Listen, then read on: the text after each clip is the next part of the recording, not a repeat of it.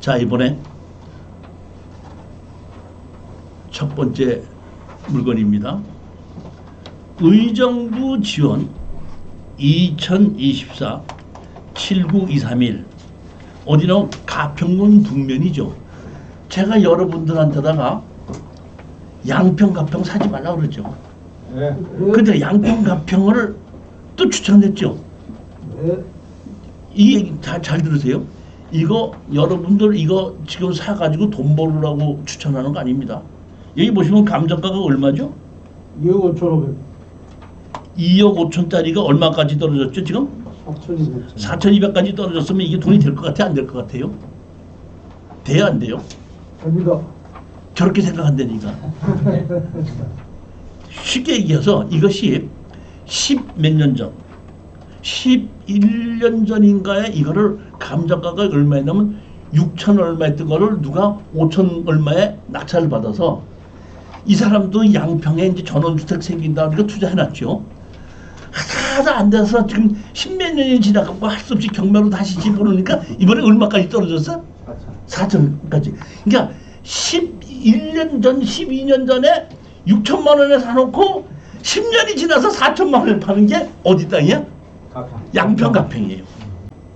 이거는 돈이 되는 것이 아니고 여기가 조금만 돼도 제가 보면은 그 돈이 이 정도 가격이 하락했으면 돈이 좀 될 수 있을 텐데 왜 제가 이거를 추천하냐면 이게 돈이 안 된다고 얘기하면 우리 그 왜 가평에 가면 유명산이라고 있나? 그 유명산 제 바로 밑에서 산골짜기 중에 산골짜기예요. 그러니까 쉽게 얘기하면 자연인 정도가 살 수 있는 동네야. 교수님 사주는. 그러니까 이거는 뭘 하냐면 내가 전원주택을 좀 갖고 싶다 하는 사람은 그냥 4천만 원 정도에 살고 특히 이게 뭐냐면 지금 가평이 인구 소멸 지역이거든요. 인구 소멸 지역에 전입을 하면 제가 알기로는 한 15만 원 줘요. 그러니까 여기에 전입을 해놓고 15만 원씩 받으면서 그냥 일주일에 한 번씩 가서 놀러 가고 쉬고 하는 마음으로 있다가 누가 산다 그러면 파는 거고 아니면 말고 하는 정도로 가는 것이 이거를 내가 작은 돈 몇 천만 원 갖고 아이 소액이니까 2억 얼마짜리니까 그러니까 낙찰 받았다가 얼마에 팔지 절대 안 되는 물건입니다. 명심하시기를 바랍니다.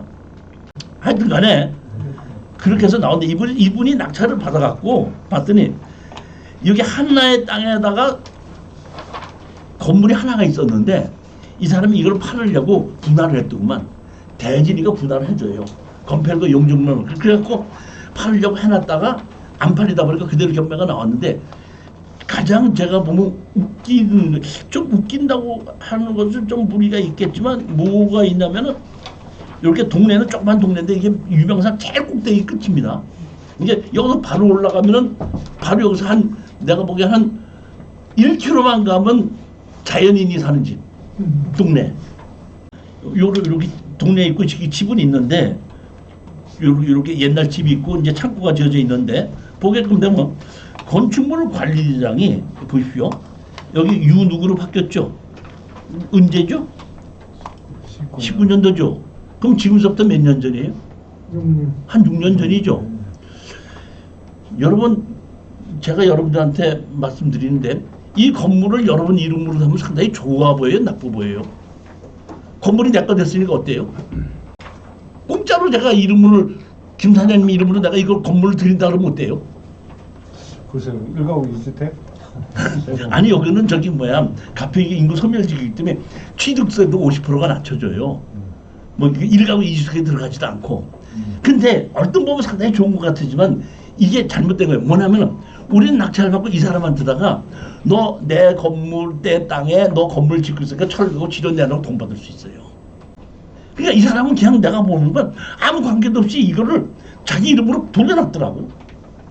돌려놓고 뭐에다 썼는지 모르지만은 이 건물이 내 거 됐으니까 좋아하고 했을는지 모르지만 우리가 낙찰을 받아갖고 돈 내놔 그럼 이 사람 돈 줘야 돼요. 그러니까 우리 4,200만 원 본전은 이 사람한테 뽑는 거야. 이 돈 내놓으라고. 그만큼 우리가 이 특수경매는 돈을 버는 것도 중요하지만 내 재산을 지킬 줄도 알아야 되는 거예요. 그런 데 휘말리지 말아야 되는 거고 그런 내용이 있다는 걸 여러분이 아셔야 된다는 겁니다. 여기 보시면 장누가 낙찰을 받았던 겁니다. 여기 보시면은 여기 보면 여기 옛날 타경 2011년에 낙찰 받았죠? 얼마에 낙찰 받았죠? 감정가가 얼마였었죠? 여기 보면 6,600만 원에 얼마 받았죠? 5,200만 원에 낙찰을 받았죠.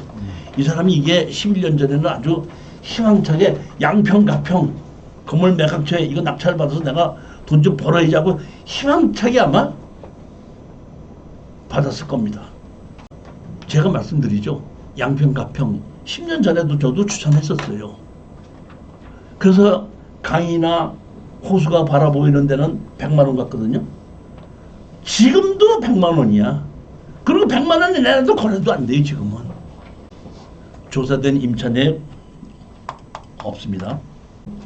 자 여기 보면 인구 감소 지역이라고 그래서 인구 감소 지역이 어디로 들어갔죠? 여기 들어갔죠? 가평 들어가 있죠? 가평 들어가 있고 여기 살 때는 뭘 한다? 양도세, 종부세, 재산세, 취득세를 감면해 준다고 되어 있죠? 저기 어딘가를 제가 엊그저께 알았는데 인구 감소 지역에다가 일부러 주민등록을 옮겨놨더니 거기 한 달에 15만 원씩 준다고 해서 옮겨놓고 한 달에 15만 원씩 받고 있어요. 그렇더라고. 두 번째 물건 보시겠습니다. 창원지원 2024 115464 이게 2분의 1 주택 2분의 1 지분 매각입니다. 자, 제가 여러분에게 2분의 1 지분 매각을 제가 추천할 때 제일 중요한 걸 뭘 보고 추천하죠? 권리보상 할 때 뭘 보라고 그랬죠? 주인 노릇 한 사람. 주인 노릇 한 사람. 자, 여기 보시게끔 되면은 내용이 이렇게 된 겁니다. 이 누구가 경매로 2009년에 낙찰을 받았어요. 그러니까 낙찰을 받을 때는 자기 이름으로 낙찰을 받고 11월 9일 날 낙찰을 받고 11월 26일 날 등기를 하면서 제가 보기엔 2분의 1을 배우자 이름으로 같이 등기를 한 거야. 이 주택을. 그러니까 경매로 낙찰을 받을 때 낙찰을 받아서 잔금을 내고 그다음에 누구하고 같이 이름을 했다고요? 배우자로 같이 이름을 해서 공동 소유를 한 겁니다. 공동 소유를 했는데 여기 보면 언제였죠? 2024년 날 상속을 했죠. 상속을 했는데 누구를 상속을 했죠?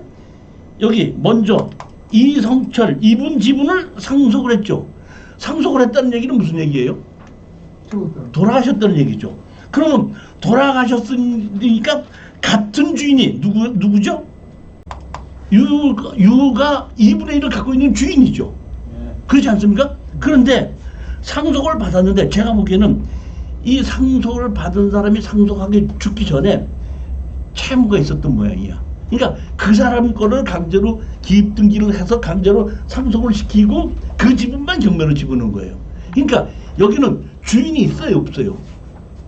주인이 있는 거예요, 없는 거예요? 원래 자기가 요 누구가 다 주인이잖아요. 그럼 이 주인이 이 집을 그대로 지키기 위해서는 둘 중에 하나예요.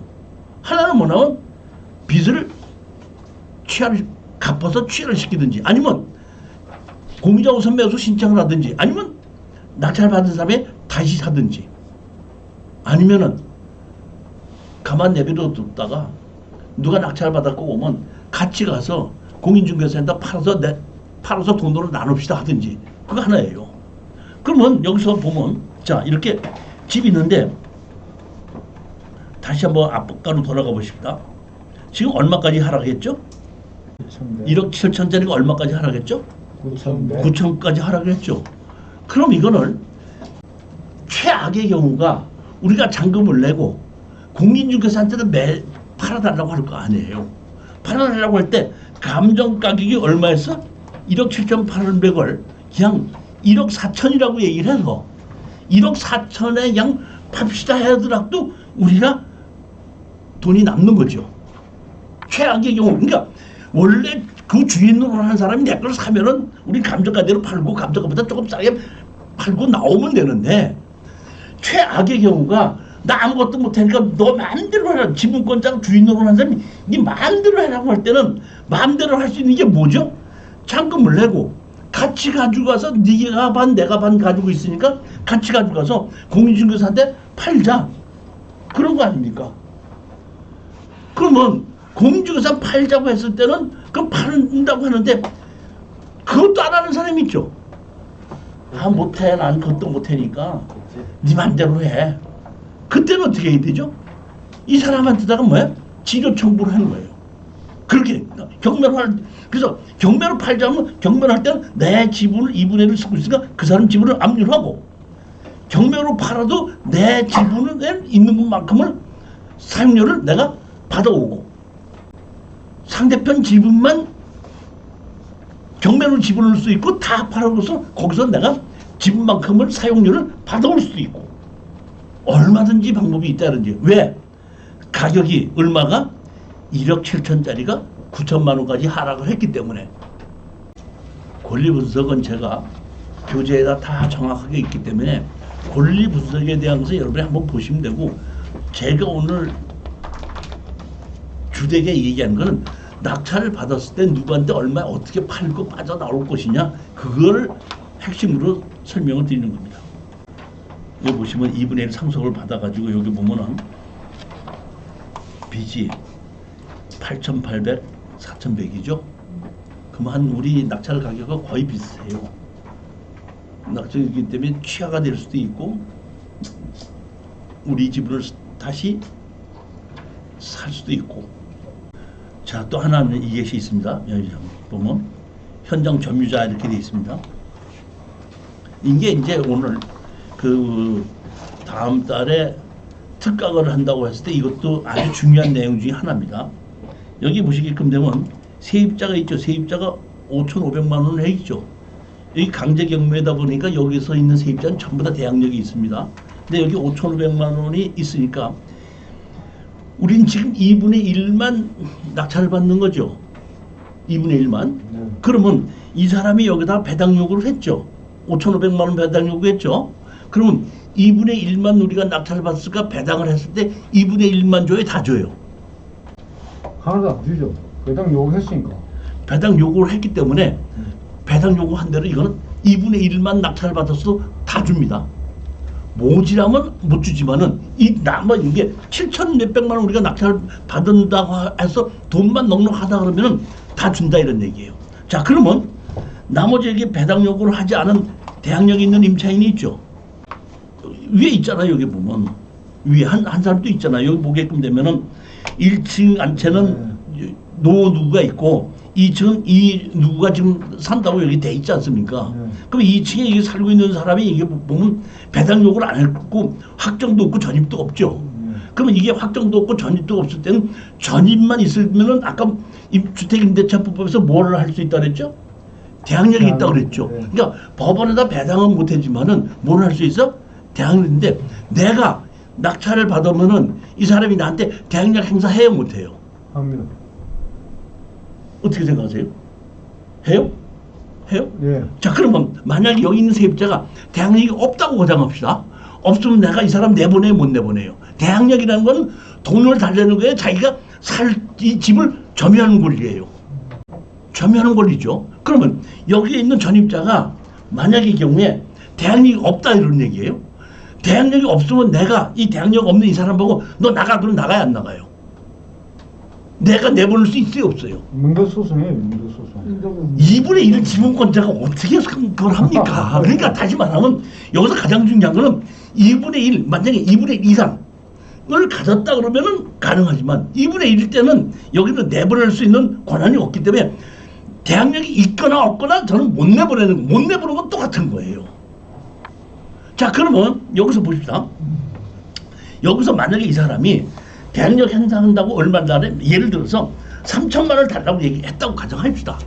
3천만 원 달라. 그러면 주택임대차법에서 내가 집을 전부 다 낙찰을 받았을 때 배당 요구를 하든지 대항력이 있어서 3천만 원이 있기 때문에 원래 돈은 받은 사람이, 그러니까 전세금을 받은 사람이 줘야 되죠.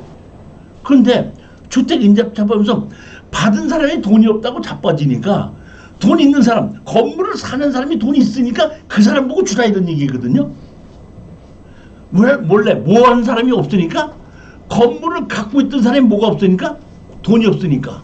근데 우리 2분의 1 지분만 샀죠. 원래 돈 받은 사람이 돈이 재산이 있어 없어요? 2분의 1 지분이 있잖아요.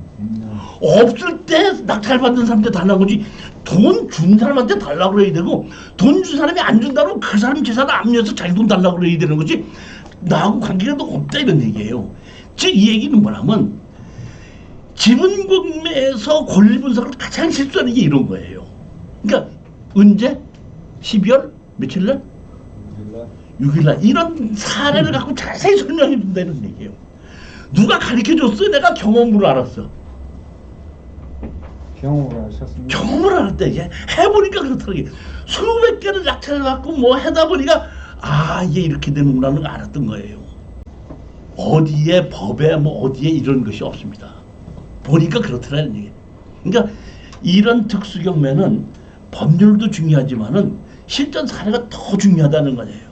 이 실전 사례를 제가 한 십몇 년 동안 하다 보니까 이제 특수 경매에 대해서 아 이런 거는 돈이 되는 거구나 하고 좀 알만 하다 보니까 나이가 먹었더라고. 내가 한 10년, 15년만 더 젊어가고 돈이 막 필요하다 그러면 내가 죽기 살기로 강의 안 하고 이런 거 하러 다니겠어요. 정말 이 특수 경매의 원칙을 다 배우게끔 되면은 이 부동산에 투자할 물건이 깔려 있어요. 깔려 있습니다. 세 번째 물건 보시겠습니다. 2024 34157 주유소입니다. 6차선 대로변 옆에 있는 주유소가 이렇게 감정가격이 얼마가? 10억이 3억까지 떨어졌는데 이게 땅 가격만 약 9억이에요. 주유소를 만드는 게 대부분 땅을 갖고 있는 사람이 주유소를 만들지 않습니까? 주유소 만드는 원인이 뭔지 아세요? 위치가 좋은데 주변이 아직 개발이 안 됐기 때문에 주변이 개발될 때까지 기다리기 위해서 집을 짓는 것이 모텔하고 주유소입니다. 그러면 여기서 이런 대로변 옆에 주유소가 나왔는데 가격이 왜 이렇게 하락이 됐을 것 같아요? 장사 안 돼가지고. 장사가 안 돼요? 제가 보니까 이게 문제가 이런 문제가 있더만. 자 보십시오. 여기에 있는 요 땅이 경매로 나왔고 요 땅은 여기 보면 가스 주유소고 요 땅은 기름 주유소예요. 근데 출입구가 일로 들어가서 일로 나와요. 그러니까 제가 보면 이게 같은 주인이었었어요. 같은 주인이기 때문에 만약에 주인이 달라진다 그러면 이 건물은 지금 우리가 낙찰받는 건물은 입구를 막아버리면은 일로 자동차 들어오지 못해요. 그러니까 입구를 막아버리면 우린 출구를 막아버리는 거야. 그럼 출구를 막아버리면 자기네 땅에다 출구 또 낼 수 있어요. 약점이 그런 약점이 있긴 있어요. 근데 지목이 전이 두 개가 있는데 여기 자연 녹지지이기 때문에 원래 농지 취득 자격증명서가 필요한데 경매 진행서의 주유소로 쓰고 있기 때문에 농지 취득 자격증명서 없이 지금 진행을 하더라고요. 빚이 얼마죠 지금? 이거 지금은 한 6억 한 4, 5천 됐겠죠. 지금 얼마까지 하락했죠? 3억 7천. 방법이 이런 방법도 있습니다. 제가 여기다 해놓은 것이 있죠. 이건 뭐죠? 여기 보면 뭘 해놨죠? MPL을 해놨죠. MPL 해놨죠. MPL 쓰니까 이거는 보면 MPL로 만약에 산다 그러면 지금 최저 가격이 얼마죠? 3억 7,300이 먼저 5억 3,400이죠. 지금 3억 7,300까지 떨어진다고 했을 때는 이거는 거의 협상을 할 때 먼저 가격을 준다로 100% 협상되고 먼저 가격과 우리 가격의 중간 정도는 조금 낮든지 높게 하게끔 되면 협상이 가능합니다. 그러니까 MPL을 우리가 한 6억 5천을 얼마를 주고 사는 거야? 한 4억 정도 주고 사서 낙찰을 얼마에 받아? 6억 됐으면 6억으로 낙찰 받고 6억에 낙찰 받아서 대출 받으면 다시 얼마가 돼? 5억을 받는 대출 받는 것이 이게 예전에는 한참 그 MPL을 회사 없이 개인이 팔고 말게 했을 때 그런 투자를 많이 해갖고, 그러니까 예를 들어서 1억 주고 사가지고 1억 5천을 대출 받는 경우도 많이 있었습니다. 보면. 예, 그런 것도 가능한데 제가 판단하기엔 여기에 보면 가스 주유소가 있고 기름 주유소가 있는데, 가스 주유소가 기름 주유소가 바뀌었다고 해서 제가 보기에는 이 자체를 막지는 못할 거라고 보고, 여기에 보면 가스 주유소는 그 주유소 자체만 있고 가스 주유소의 사무실은 여기 안에 있더구만. 그래서 우리 건물 안에 있는 것에 임대를 쓰고 있기 때문에 저는 가스 주유소 하는 사람이 이거를 출입구를 막지 못한다고 보는 거고, 만약의 경우에 출입구를 막는다고 했을 때는 이게 주유소 헐어버리고 근생지어야 되는 겁니다. 가격이 워낙에 9억 얼마짜리가 4억 얼마까지 떨어졌는데, 이거는 6차선 대로변에 있기 때문에 제가 추천한 건데, 조금 아쉬운 거는 보면 이 맞은편이 그 공항인 것 같아요. 공항이 돼가지고, 다시 말하면 길에 서로 맞은편이 전부 다 화려하게 건물이 올라갔으면 더 많이 발전이 됐을 텐데, 한쪽은 공항이고 이쪽만 한쪽만 하다 보니까 좀 활발하게 덜 활발하다 이런 뜻인데, 그래도 좋다는 것보다는 가격이 워낙에 하락을 했으니까 한번 해볼 만하지 않을까 싶은 생각에 추천을 한 겁니다. 여기 보시면 여기 보면은 이쪽에 보면 이렇게 가스굴만 있고 사무실은 여기 다 있지 않습니까? 여기 뒤에 보니까 세차장 같은 그왜 정비소도 있고 그런 식으로 해서 요렇게 땅이, 여기 땅이 뭐야? 요만큼 땅이 경매로 나오는데, 잘 보시게끔 되면은, 자 보십시오. 여기로 진입을 하죠. 그래서 나가는 걸 올려 나가죠. 1위 나가죠. 1위 나가지 않습니까? 근데 제가 보기에는 여기서 이 사람들이 이거를 들어가고 나가는 걸 막는다고 했을 때, 이 사람이 이걸 이 산다를 막는다 해서 자기네가 이쪽으로 또 나가게끔 한다? 글쎄요, 이게 그렇게 쉽게 잘 되진 않을 것 같은 생각이 들어서, 제가 보기에는 이 가스주유소도 이쪽으로 진입하는 것 자체를 막지는 못하리라고 보고, 막는다 그러면 이 사람이 여기다 담장을 치는 거죠. 이렇게 여기 보면 이렇게 담장을 치는 겁니다.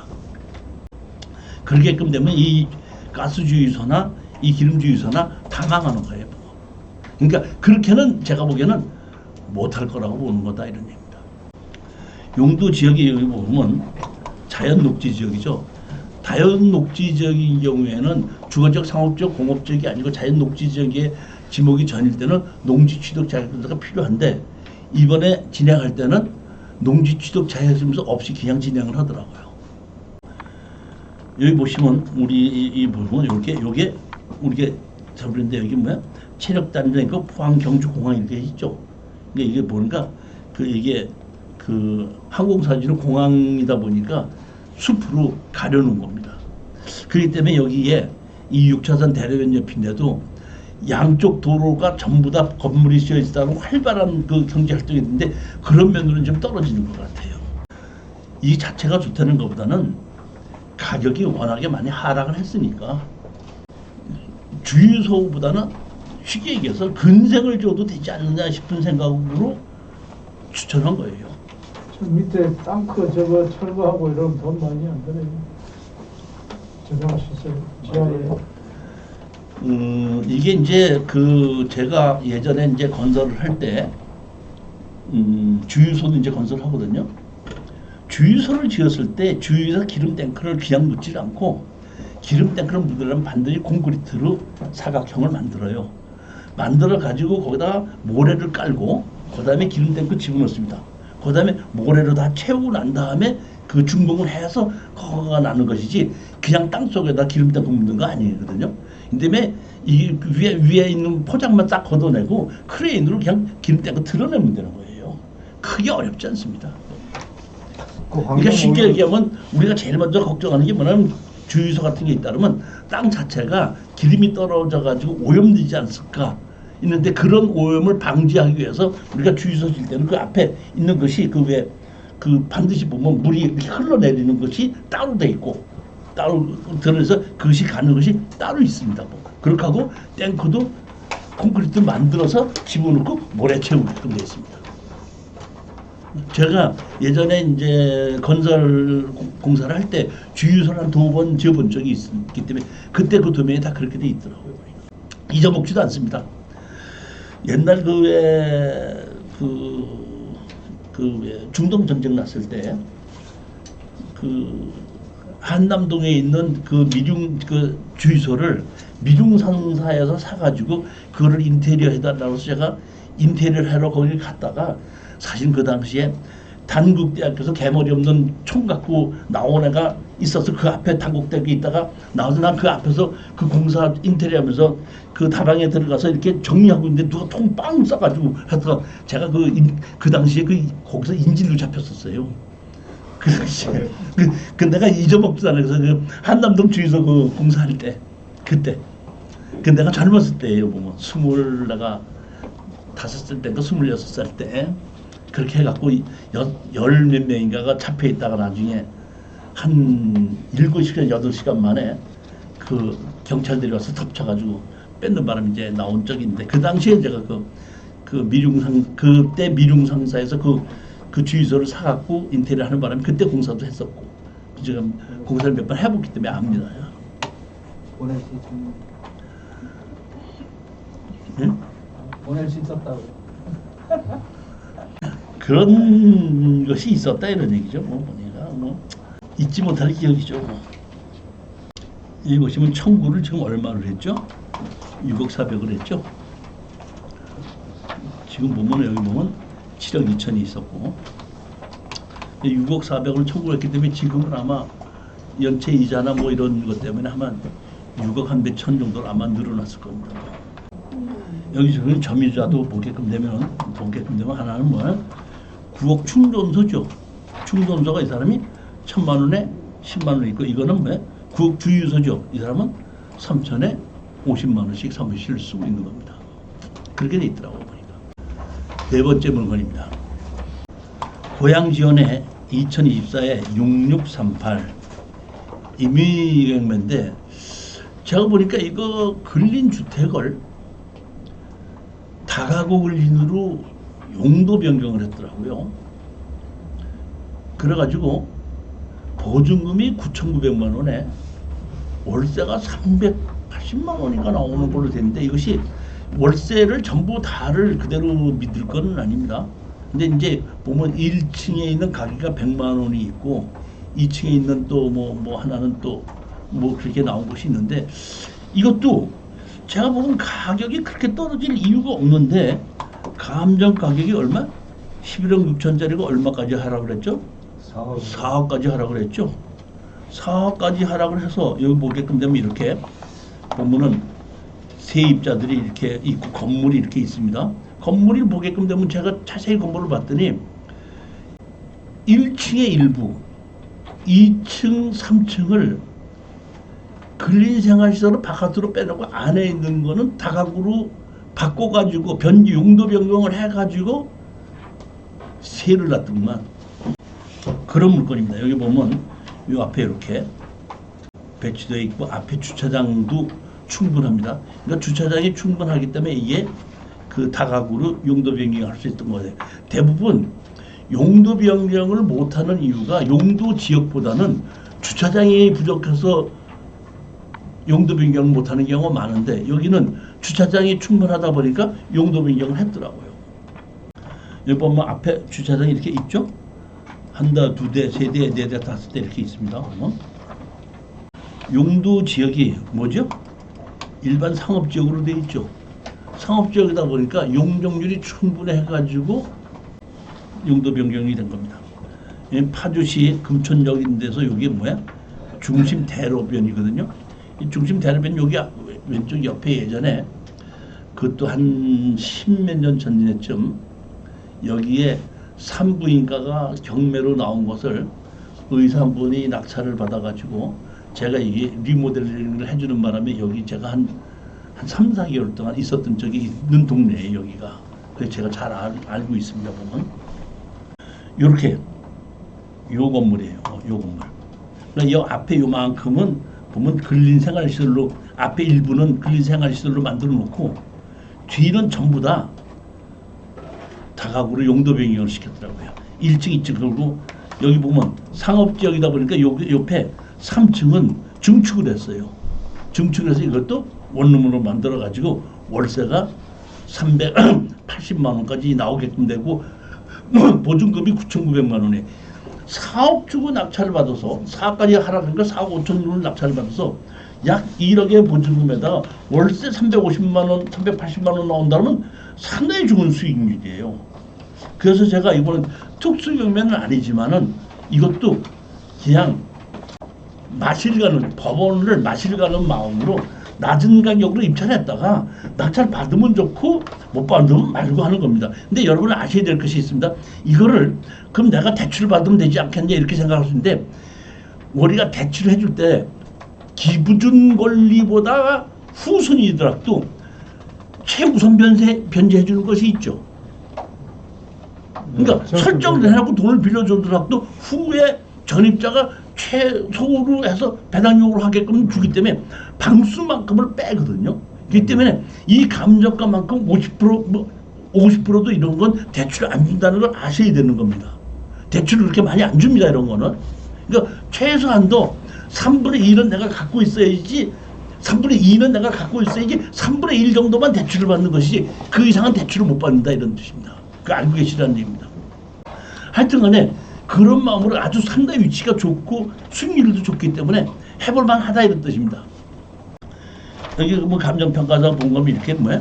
원룸을 만들어 놓은 거 이렇게 여기 보면 2층 만들어 놓고 여기 보면 건축물 관리대장을 보면 여기 보면 다가구 주택으로 만들어 놨죠. 보면 1층도 일부 다가구 2층도 다가구 주택. 그러니까 쉽게 얘기해서 1층, 2층의 앞부분은 상가로 해서 대로변에 있으니까 보게끔 들어오게끔 하고 뒤쪽으로는 전부 다 원룸으로 만들어 놓고 별게 없고 3층에도 증축을 해가지고 원룸으로 만들어 놨다 이런 얘기입니다. 그러니까 수익률로서는 상당히 좋은 물건이기 때문에 감정가 10억짜리가 4억까지 떨어졌으니까 질르지만 않고 낙찰 받으면 좋고 못 받으면 또 다른 걸 받겠다는 마음으로 그냥 질르지 말고 받아봐라 입찰 들어가봐라 이런 뜻입니다. 여기 보시면 되면 뭐 됐죠? 여기 보면 용도 변경 사용 승인 이렇게 돼 있죠. 용도 변경하니까 단란주점으로 변경, 일종 근린생활시설 이용을 하면서 단란주점으로 변경, 이종 근린생활시설. 그러니까 상업적이다 보니까 그 음식점, 뭐 단란주점, 뭐까지 다 하고 뒤에는 그 다가구까지 다 용도 변경을 했더라는 뜻입니다. 제가 보기에는 이 건물 주인이 애는 많이 썼고 용도 변경하고 이 실내 내부 인테리어 공사 다시 방문으로 만드는 것도 돈이 꽤 많이 들었을 겁니다. 이미 경매해서 여기 보면 언제죠? 금천농협에서 신청했는데 여기 감정가가 얼마로 했죠? 6억 6천. 이게 6억 6천까지 원래 그 반 정도밖에 안 해주거든요. 이게 한 1, 2억 정도쯤 보는 걸로 하고 빌려줬던 것이 아닌가 이렇게 잘 안 빌려주는 겁니다. 방이 많았을 때는. 청구를 얼마로 했죠?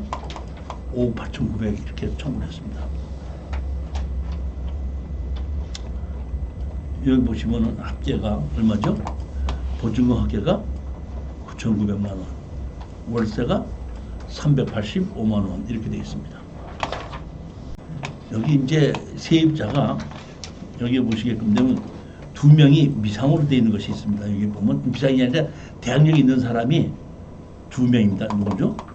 박 누구? 여기 보면 누구? 이 누구 이렇게 2명이 있습니다.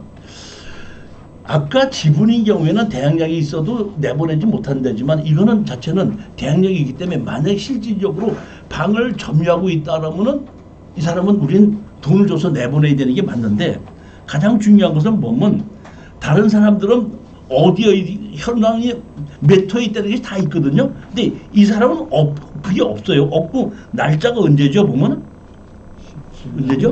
17년이고 이건 또 언제죠? 2001년이죠. 그 2001년은 지금부터 몇 년 전이에요? 20년 전이죠. 그 다음에 2007년이 몇 년 전이죠?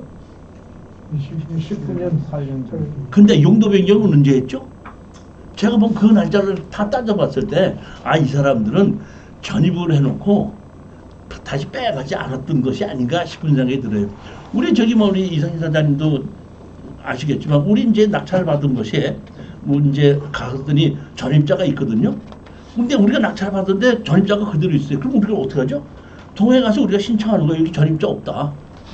강제로 말소를 시켜달라 해야 되는데, 그 말소를 시켜달라고 하지 않으면은 이런 문제가 생기는 겁니다. 왜냐하면 제가 보면 여기서 돈을 빌려준 게 아까 어디서 빌려줬죠? 농협에서 돈 빌려줬죠. 농협에서 돈 빌려줄 때 여기 전입자 있으면 빌려줘야 안 빌려줘요? 안 빌려줍니다.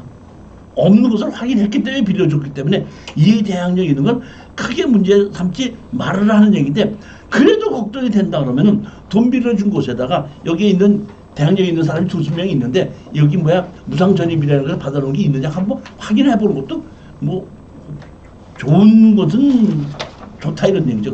그 자체는 한번 현장도 가서 보고 세입자도 있는 걸 보고 누군가를 보고 이 사람이 만약에 정 알고 싶으면 매투에 누가 있는 것만 보게끔 되면 금방 알아요. 주택임대차보호법에서 대항력을 행사하려면 뭐가 있어야죠? 전입을 해야 되죠. 그 다음에 뭘 하고 있어야죠? 점유하고 있어야죠. 근데 여기 전입은 돼 있는데 방은 다른 사람이 전입하고 있다 그러면 그 사람은 주택임대차보호법의 보호대상이 아니라는 겁니다. 그런 것만 몇 개 확인을 해보기 때문에 아무 문제가 없다 이렇게 보면 되는 겁니다. 5번째 물건인데, 이게 제가 그 편집을 하다 보니까 이렇게 하나가 올라가서 이렇게 맨 밑에 이렇게 돼 있는 게 있는데, 그냥 뭐 보십시다. 5번째, 서울 남부지원에 2023 11872로 이게 뭐냐 보면 토지는 지분, 건물은 전체 매각 이렇게 나와서, 이게 제가 예전에 추천했던 거예요. 추천했는데 제가 그 당시에 뭐라고 얘기했냐면, 이거는 구분 소유이기 때문에 걱정하지 말아라 이렇게 얘기를 했거든요. 그랬더니 나중에 누군가가 저한테 문자가 왔어요. 교수님이 구분 소유라고 했는데 구분 소유라는 근거가 어디 있습니까? 이렇게 얘기를 하더라고요. 그랬을 때 내가 이게 강의를 좀 부족하게 했구나 싶어갖고 구분 소유라는 걸 정확하게 집어넣어서 오늘 다시 추천하는 겁니다. 자, 여기 보시면 나온 게 얼마나 나왔죠? 토지 2분의 1 지분이고 건물 전체로 나온 겁니다. 토지는 지분이고 건물은 전체입니다. 토지는 뭐예요? 2분의 1 지분입니다. 감정 가격이 얼마였죠? 9억 2,900이 얼마까지 하락했죠? 4억 7,500까지 하락을 했습니다. 여기 보면 무슨 지역이죠? 3종 일반 주거지역이죠. 3종 일반 주거지역이라고 우리가 하게끔 되면 서울시에서 용적률 250%, 건폐율 50%입니다. 그러니까 아파트 같은 걸 짓기가 제일 좋은 곳이 3종 일반 주거지역입니다. 용적률이 몇 프로예요? 용적률이 250%. 우리가 이제 2종 일반 주거지역 용적률 200%거든요. 근데 3종 일반 주거지역 용적률이 50%라고 높고, 건폐율이 2종 일반 주거지역 60%인데 50%예요. 그러니까 아파트 짓기가 가장 좋은 곳이 뭐예요? 3종 일반 주거지역인 겁니다. 자, 여기 보십시오. 부동산에 표시해갖고 뭐로 나와있죠? 여기 보면 뭐로 나와있죠? 토지 2분의 1 지분이라고 그랬죠. 토지 2분의 1 지분입니다. 땅은 2분의 1입니다. 건물은 뭐죠? 건물은 뭐라고 했죠? 가동이라고 그랬죠. 그러니까 가동이 있고 나동이 있는데, 땅은 2분의 1이고 건물은 가동과 나동이 있는데 가동이다 이런 뜻입니다. 뭐 여기 건물이 이게 2개가 있는데 여기 앞에 대변에 있는 건물입니다. 원래는 이제 대지 2분의 1이고 건물이 따로 돼 있기 때문에 사실은 분할을 하면은 둘 다 건물과 토지가 전부 다 주인이 같아지는 거예요. 근데 이거는 분할했다는 분할을 안 해줍니다. 지적법상 분할을 못 해주게끔 되어 있습니다. 왜? 분할을 하면 뒤에 건물이 진출입로가 없어집니다. 그러니까 지적법에서 건물이 있는 땅을 분할해드릴 때 대지는 무조건 분할해 주는데, 진입도로가 없이 분할해달라는 건 분할을 안 해줍니다. 그렇기 때문에 분할을 하고 싶어도 못한 겁니다. 그러니까 여기에 있는 집을 짓는 사람이 그 당시에는 집을 지을 때 많은 사람들이 그 살지 않다 보니까 건물을 세를 줄이기 위해서 두 동을 나눠서 진 거예요. 같은 주인이. 그러다 보니까 팔다 보니까 앞에 건물 팔고 지분의 1, 2분의 1로 뒷건물 따로 팔고 지분의 2분의 1로 해서 분리가 된 겁니다. 그러니까 건물은 독채로 반씩 두 동 중에서 한 동씩 갖고 있고 땅은 2분의 1씩 갖고 있는 겁니다. 이렇게 두 동이 되어 있는 겁니다. 용도 지역이 뭐로 되어 있죠? 3종 일반 주거 지역입니다. 이렇게 여기 보면 아파트가 있고 여기 맞은편에도 아파트가 있죠. 아파트가 지어지는 그런 곳입니다. 이게 제일 약점이 뭔가고 봤더니 여기 보면 그 김포 할주로 있죠. 할주로에서 여기 보면 이 할주로는 직선이다 보니까 요 집 위로 비행기가 뜨고 내리고 하더만 조금 그거는 약점이긴 한데 고도 제한은 그 옆에도 보면 7층짜리 이상의 아파트를 짓고 있으니까 고도 제한은 뭔지가 없겠지만 조금 그 우리 그 집 위로 비행기가 뜨고 내리고 한다는 얘기는 시끄럽기는 할 것 같아요. 그런 약점이 있긴 있더라고요. 이렇게 집이 있습니다. 그리고 옆에 아파트가 있죠. 이렇게 보면 도로변 옆에 있고 요 집이 있고 여기 아파트가 있는 겁니다. 근데 여기도 아파트가 있는 경우는 우리 집 바로 옆이기 때문에 여기 위로도 비행기가 뜨고 내리는 건 마찬가지예요. 시끄러워요. 10월달에. 이제 창을 다 닫아야 되는 거지. 그러니까 아파트 같은 경우 창을 닫으니까 괜찮은데 개인 주택에 창을 열어놓으면 시끄러운 건 맞죠. 자 여기 보면 표제부에 보면 뭐로 나와 있죠? 같은 땅에 가동 나동으로 나와 있죠. 같은 땅에 가동 나동을 했다. 같은 땅에 저기 뭐 아파트면 100, 201호, 202호 있는 거 있죠. 그와 똑같이 마찬가지이기 때문에 이거는 뭐야? 이걸로 봐도 같은 돼지위에 가동 나동이 있다는 얘기는 가동 나동이 구분 소유되어 있다는 얘기인데 원래는 보면 자 보십시오. 여기 보면 우리가 낙찰 받는 거는 연면적이 118.2이고 뒤에 거는 109.08이죠. 원래는 이 땅도 이 건물 지분만큼으로 분할을 해야 되는 게 맞아요. 근데 그렇게 계산해서 분할하기가 복잡하다 보니까 그냥 건폐율과 용적률이 다 넉넉하게 맞다 보니까 그냥 2분의 1로 똑같이 그냥 분할해 버린 겁니다. 그러니까 건물의 면적은 조금 많은데 똑같다 보니까 면적상은 우리가 불리하지만은 실질적으로 우리는 대례변 앞에 있으니까 유리한 겁니다. 그 뒤 건물은 출입구가 우리 집 옆에 골목을 이용하는 거죠. 근데 이거는 가장 중요한 게 낙찰 받아서 팔아야 되잖아요. 그래 안 그래요? 맞습니다. 이거는 이렇게 하시면 돼요. 낙찰 받지 않습니까? 뒷주인하고 같이 얘기해서 설계 사무실에다가 가설계를 하는 겁니다. 주상복합으로. 그러니까 제가 봤더니 밑에 제일 평수가 40평을 해서 두 가구씩 해서 6층까지 올라갈 수가 있더라고. 그래서 가설계를 하는 겁니다. 뒷집까지 다 합쳐서 가설계를 해가지고 가설계를 가지고 공인중개사한테 가서 여기에 이런 걸 지어서 이렇게 할 수 있다 하게끔 되면 건설회사들이 건물을 짓는 거하고 분양가를 딱 해보면은 아 이건 된다 그러면 바로 팔리는 겁니다. 그리고 여기는 제가 보기에는 도심 지역이기 때문에 지역도 팔고 그 옆에 또 오른쪽에 보면 똑같이 이런 집 비슷한 집이 있거든요. 그 집하고도 같이 해도 되고 우리 것만 해도 아무 문제가 없다. 그러니까 낙찰을 받고 팔기 위해서는 뒤에 건물 주인하고 협상을 해서 건축 설계를 하면서 정식 설계를 하는 것이 아니다. 뭘 하래? 가설계를 하는 겁니다. 가설계를 해갖고 건폐율과 용적률을 해서 몇 층까지 얼마까지 지을 수 있다고 나오면은 거기가 시공비가 얼마고 분양가가 얼마라는 게 답이 금방 나와요. 그럼 건설회사가 아 이거를 우리가 사가지고 지어서 분양하면은 돈이 얼마 나온다는 것이 땅을 사기 전부터 바로 나오는데 땅 가격을 감정가 가격대로 팔으면은 건설회사가 조금 갸우뚱할 수 있겠지만 우리는 가격 자체를 다운해서 샀기 때문에 그 가격에 한 50%만 붙여서 판다면 건설회사가 얼마든지 수익성이 나오는 땅입니다. 파는 방법은 그런 식으로 해서 뭘 한다? 가설계부터 하는 겁니다. 가설계 한 걸 가지고 건폐율과 용적률이 나오면서 얼마에 나온다 그러면 사업계획서가 금방 나와요. 시공비 얼마?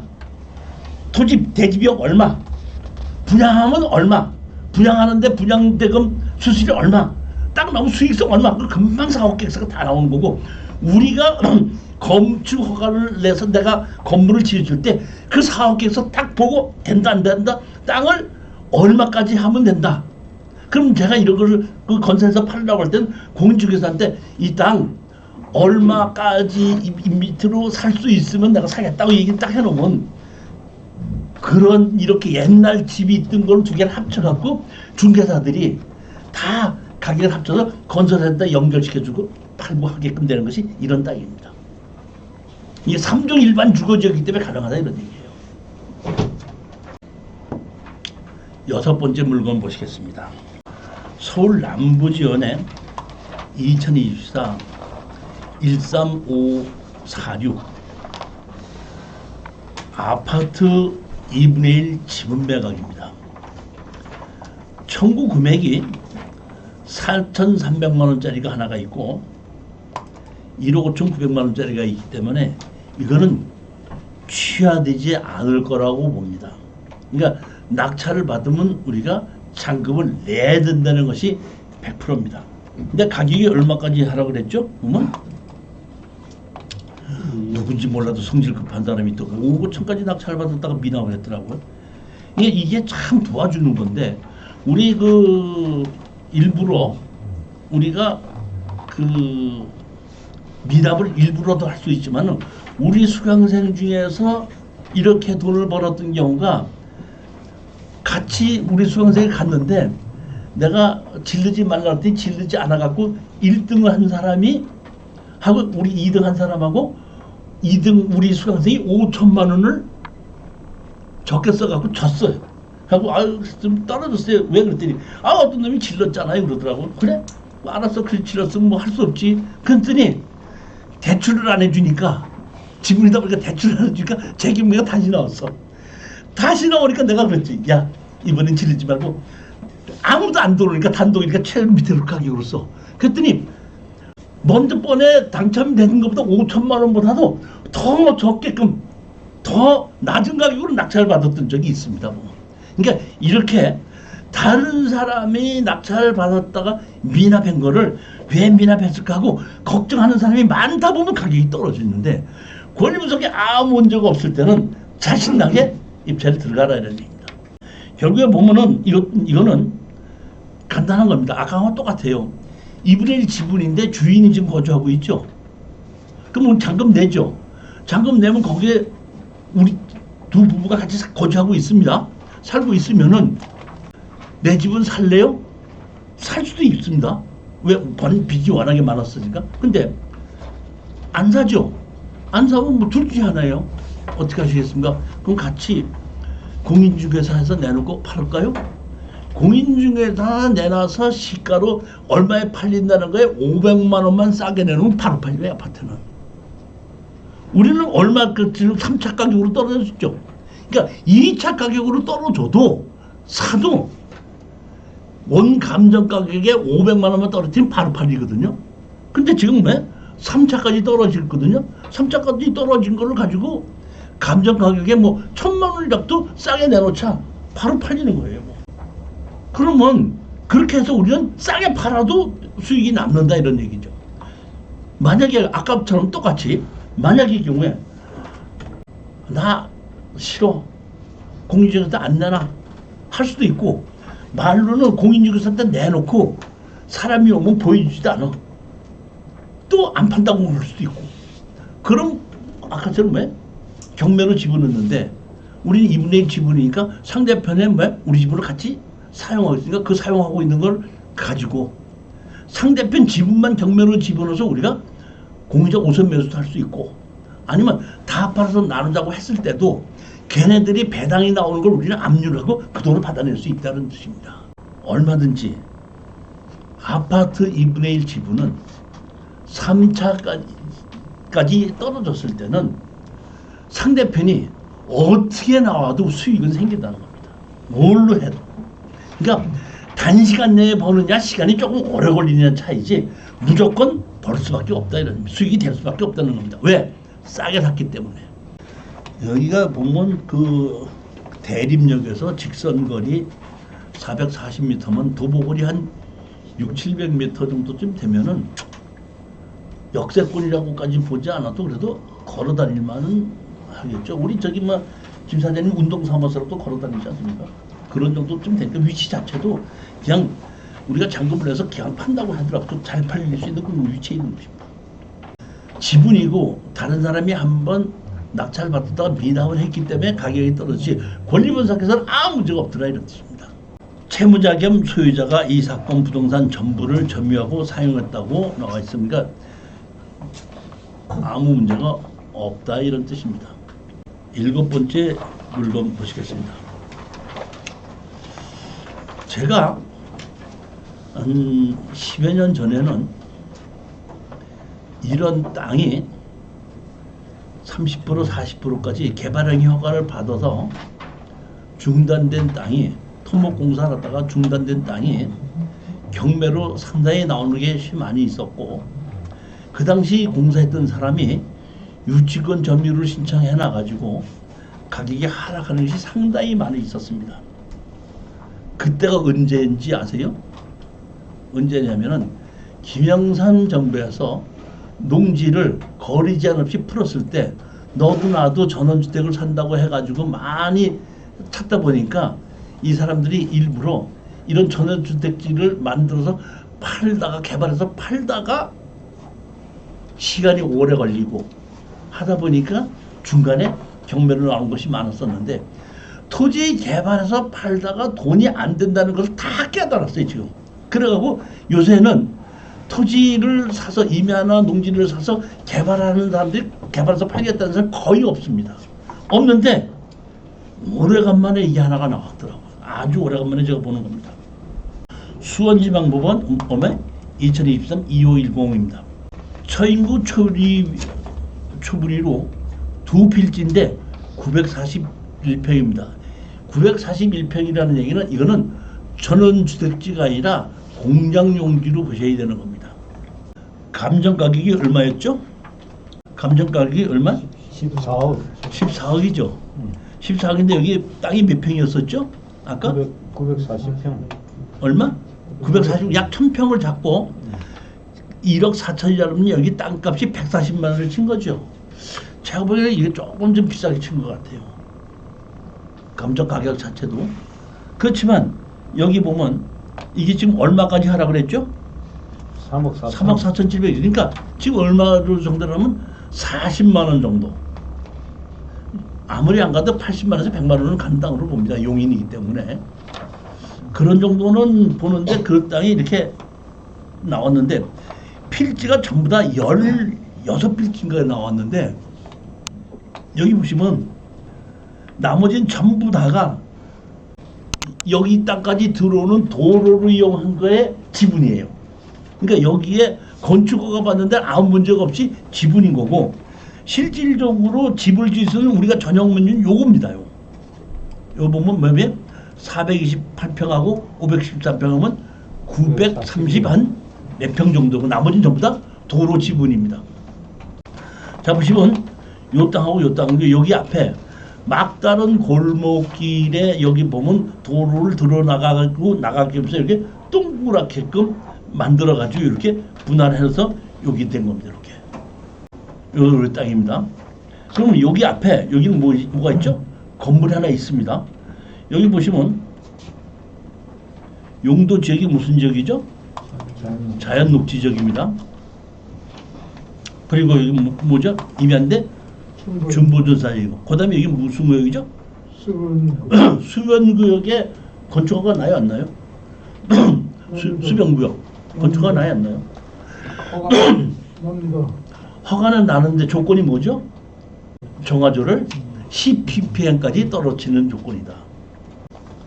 여기 보시면 자 보시죠. 여기 뭐 항공사진 보면 여기 뭐야? 이렇게 공장 같은 게 있고 여기 도로가 이렇게 있어 여기 들어오게끔 되어 있습니다. 제가 봤더니 여기 보면 이거는 그 감정평가사가 찍은 건 사진입니다. 여기 보면 도로 포장이 안 돼 있죠. 그러니까 우리가 낙찰 받아서 팔다고 하면 도로 포장을 해야 됩니다. 도로 폐장해야 되는 나 혼자 하는 게 아니라 그 옆에 다른 필지가 두 필지가 또 있습니다. 그러니까 세 명이 공동으로 해야 된다 이런 생각입니다. 그러니까 여기 땅하고 쉽게 얘기해서 이 땅 주인하고 이 땅 주인하고 이 땅 주인하고 셋이서 이 도로를 만들고 도로뿐만 아니라 모두 만들어야 되죠. 배수로도 같이 만들어서 해야 된다 이런 얘기입니다. 포장은 못하더라도 여러분들이 최선도 해야 될 것은 여기다 건축허가를 받아서 하려고 그러면은 배수로를 만들어 놔야 되는 것이 맞습니다. 여기 보시면 이렇게 터를 만들었는데 여기 뭐가 있죠? 고압선. 고압선이 있죠. 이 고압선이 우리가 보통 보게끔 되면 100m 이내에 있으면 좀 고압선이 있는 걸 꺼리는 것이 원칙인데 그것은 주택인 경우고 공장이나 창고인 경우에는 고압선이 그 상대 위로 바로 지나가도 무시합니다. 공장인 경우, 그러니까 여기 공장이기 때문에 그런 것이 이렇게 고압선이 옆에 지나간다고 하더라도 100m 안에 지나간다고 하더라도 크게 문제가 되는 건 없다는 얘기입니다. 여기 보시면 이렇게 필지 이렇게 토목공사를 여기까지 이렇게 다 해놓은 겁니다. 이렇게 안쪽에서 보면 이렇게 토목공사 다 돼 있죠. 이렇게 요 뒤쪽은 얼마큼 됐는지는 모르겠습니다. 보면 제가 로드뷰를 보니까 여기 앞에 건물이 있죠. 건물이 있고 있는 데까지는 여기 보면 여기까지는 포장이 돼 있죠. 여기까지는 포장이 돼 있잖아요. 여기까지 포장이 돼 있어요. 우리는 이 뒤로는 포장을 해야 되고 여기 보시면 이렇게 배수로를 만들어 놓은 것이 있지 않습니까? 그러니까 우리도 앞에서 여기서부터 여기까지 배수로 나오는 것까지는 연결을 시킬 수 있을 정도로 만들어야 되고 이 옆에 땅들하고 같이 해야 되지 않나 싶은 생각이 드는 겁니다. 10억짜리가 5억 정도까지 하락을 했기 때문에 이것도 낙찰을 받게끔 되면은 설계 사무실에 가서 가설계를 해서 공장이나 창고를 짓는 것을 얼마까지 지을 수 있다는 것을 만들어 가지고 매도를 하는데 여러분이 이걸 입찰에 들어가시려면 반드시 준비하셔야 될 것이 있습니다. 뭐냐면 공사하다가 중단됐죠. 공사했을 때 개발행위 허가 받고 해서 기양했어요. 개발행위 허가 받았죠. 그럼 개발행위 허가의 조건이 뭐죠? 개발행위 허가의 조건은 허가를 받고 언제 2년 이내에 준공되지 않으면 그 허가는 뭐가 돼? 취소되는 거거든요. 취소가 되면 우리가 개발행위 허가 받을 때 뭘 한다 했죠? 예치금을 준다 그랬죠.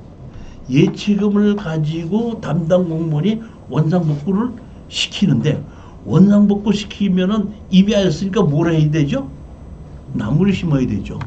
그러니까 여러분들은 이거를 입찰에 들어가려면 여기 처인구에서 담당자로서 개발행위가 가서 여기 개발행위 허가가 언제 받았고 어디서 받았고 이거를 아는 거고 여기에 무슨 문제가 있어서 이행강제금이나 이런 게 나온 것이 있었냐고 물어보고 마지막에 또 하나 물어볼 것이 있어요. 뭘 물어봐야 되죠?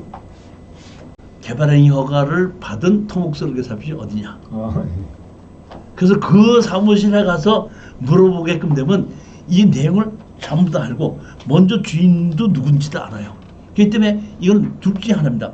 개발행위 허가를 먼저 주인한테 사서 한번 다시 살려달라고 하면 죽었다고 살려주기도 합니다. 문제가 없을 때는. 그러면 개발행위 허가를 내가 새로 받지 않고 먼저 돈 얼마를 주고 넘겨받아도 되는 겁니다. 그러면 좋은 게 뭐가 좋죠? 대체 산림조성비 낼 필요가 없어요. 그러니까 우리는 여기에 갔을 때에 토목설계사한테 제일 먼저 물어보는 게 뭐냐면 여기에 이 사람이 임야를 봐서 개발행위 허가를 산지전용 허가를 받고 개발행위 허가 받았을 때 대체 산림조성비 얼마를 냈느냐 물어보면 뭐 1,000만 원이지 1,500이 2,000만 원 냈다 그럴 거 아닙니까? 그러면 그 가격 가지고 여기 주인하고 협상해서 내가 그걸 줄 테니까 나한테 팔으십시오 할 수가 있다는 게. 그러면 만약에 안 판다 그러면은 개발행위 허가 취소됐죠. 그 담당자가 이렇게 얘기합니다. 대부분 담당자 제가 이런 경우에 가서 물어보면 이래. 개발행위 허가가 취소가 됐습니다. 제가 원상복구 시키려고 그러는데요. 원상복구 시키려면 나무만 심으면 되거든요. 근데 지금 겨울이 돼서 나무 심어봐야 죽을 것 같으니까 제가 나무 안 심고 내년 봄에 심으려고 그래요. 근데요, 사장님께서 사갖고 개발행위 허가 다시 신청하세요. 그럼 허가 내드릴게요. 그럼 개발인허가 다시 허가를 받는 거예요. 그러니까 토목설계사무에다가 뭐 1,000만 원인지 얼마를 주고 다시 받고 산지 전용 비용은 2,000, 3,000원 또 내야 돼요. 그러니까 어차피 그 돈은 내가 내야 되다 보니까 그 돈 가지고 명예를 넘겨받을 수 있으면은 더 좋지 않느냐 이런 얘기예요. 그렇기 때문에 가서 다 구청 가서 무슨 문제가 있었느냐를 확인해보고 다 물어보고 아무 문제가 없다 그러면 토목설계사무소가 어디냐고 물어보고 토목설계사무실에 가서 개발행위 허가 받고 뭐 하는데 돈 전부 다 얼마 들었는지 물어보고 그리고 그 사람은 당연히 계약을 했으니까 주인의 전화번호 알 거 아니에요.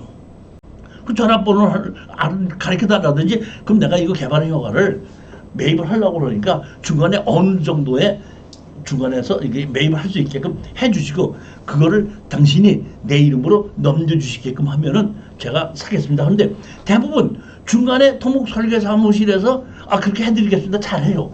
왜냐하면 대부분 제 경험에 의하면 뭐라 그러면 그러지 않아도 그 사람한테 내가 개발인허가 비용을 얼마를 받을 게 있는데 아직 못 받은 게 있거든요. 자기가 그 돈을 받으려면 나하고 어떻게 했는데 자기가 나서 중개를 해줘야지 그 돈도 받을 거 아니에요. 잘 협조해 주는 경우도 있고 어떤 경우에는 또 이런 경우도 한 번 있긴 있더라고요. 땅 주인은 얼굴도 못 봤어요. 공인중개사가요 중간에서 나와갖고 해달라고 해서 저는 공인중개사한테 해줬기 때문에 공인중개사 번호는 안 돼요. 땅 주인 번호는 모르는데 이런 경우도 사실 있긴 있었어요. 그리고 어떤 경우는 또 이렇게 얘기하더라고요. 저한테도 하는 얘기가 저한테 돈이 줄 것이 있어서 그런지 전화를 안 받아요. 제가 전화번호를 가르쳐드릴 수는 뭐 할 수는 없으니까 직접 이렇게다가 이렇게 가르쳐드리니까 직접 한번 전화해서 직접 타협을 하세요. 뭐 이런 경우도 있었어요. 그러니까 제가 이런 경우를 많이 가서 물어보고 했기 때문에 제가 여러분들에게 아는 겁니다. 그래서 여러분들도 그렇게 하시라 하는 것을 설명드리는 거예요.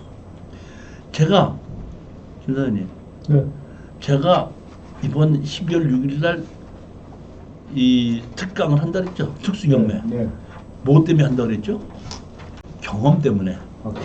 이런 경험. 그러니까 오랫동안 제가 한 10몇 년 동안 이런 걸 다 해보려고 경험을 했기 때문에 그 경험을 가지고 설명을 드리는 거예요.